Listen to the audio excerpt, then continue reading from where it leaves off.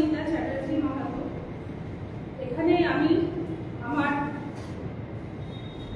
দীর্ঘদিনের একটা আমি এখানে এসেছি, ঠিক আছে।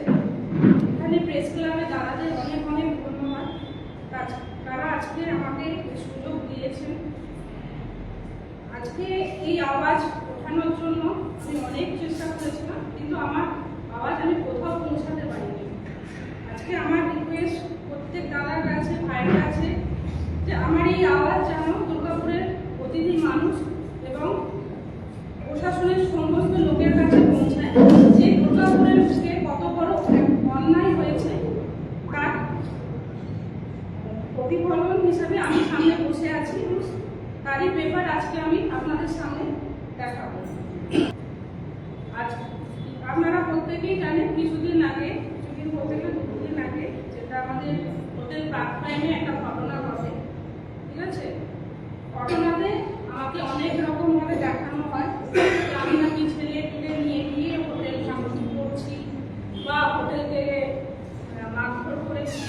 তো আজকে আমি মিতা চ্যাটার্জি মাহাতো সেই জায়গা থেকে দাঁড়িয়ে বলছি এটা সম্পূর্ণ মিথ্যে এবং আমার ওপর সম্পূর্ণ মিথ্যে অ্যালিগেশন আনা হচ্ছে।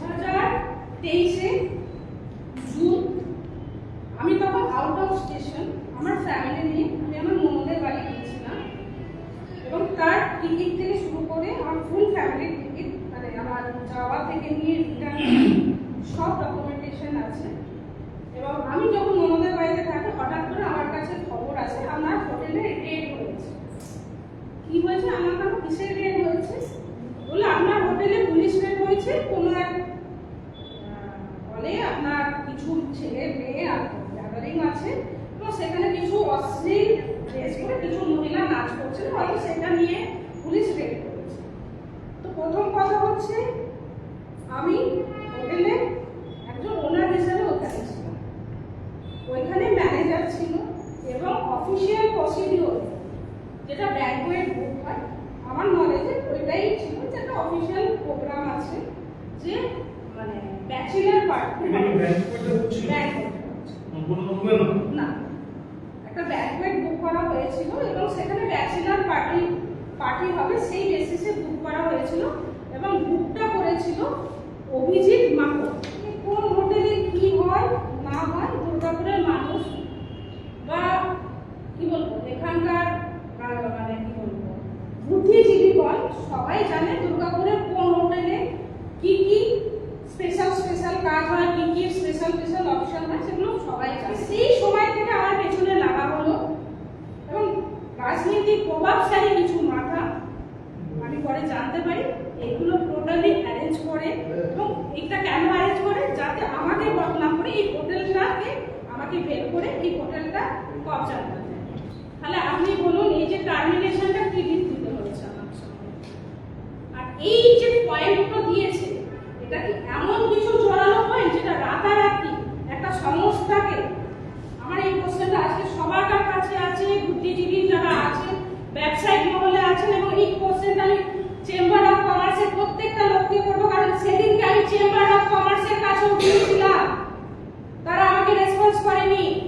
আমি এবিডিএ চেয়ারম্যান কবি দত্তের কাছেও গিয়েছিলাম, সেও আমাকে কোনো রেসপন্স করেনি। আমি পুলিশ কমিশনার থেকে নিয়ে এসিপি সুবীর রায় প্রত্যেকে দৌড়েছিলাম, কেউ আমাকে একটা রেসপন্স করেনি।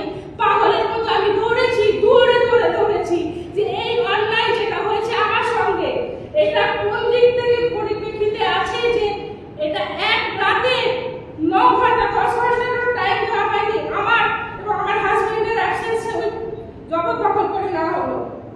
ইডি না করে ওদিন কোনো ইডি অফিসার আমার নলেজে রবিবার দিন কোন ইডি অফিসার, আমি কয়লা চুরি করেছি না গরু চুরি করেছি, আমি প্রপার ট্রেড লাইসেন্স সব ট্যাগ দিয়ে আমি ব্যবসা করেছি। ইডি কেন আসবে আমার প্রপার্টি তো উইদাউট এনি নোটিস? আমাকে কেন নোটিস দেওয়া হয়নি? আমার কোথায় অন্যায় আছে? এই যে দুটো পয়েন্ট এমন কিছু ভাইটাল পয়েন্ট নয় যেটার জন্য রাতারাতি আমাকে টার্মিনেট করতে হলো, খুব ইম্পর্টেন্ট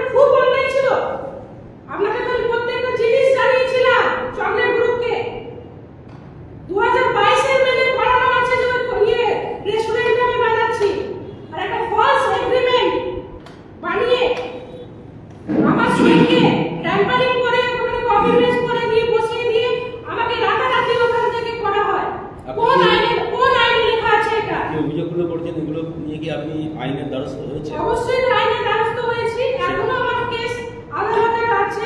কবে হয়েছে এটা? এটা 2024 থেকে আমার আদালতে উইদিন 3-4 দিন পরে থেকে আমার আছে, সেই কপি আমার কাছে আছে, আমি আপনাকে দেখিয়ে দেবো। আদালতে এখনো আমার কেস রানিং আছে, কিন্তু রাজনৈতিক প্রভাব খাটিয়ে সেই কেসকেও আমার উঠতে দেওয়া হচ্ছিল না। আমার কেসকে কিছুতেই আগে আসতে দেওয়া হচ্ছিল না।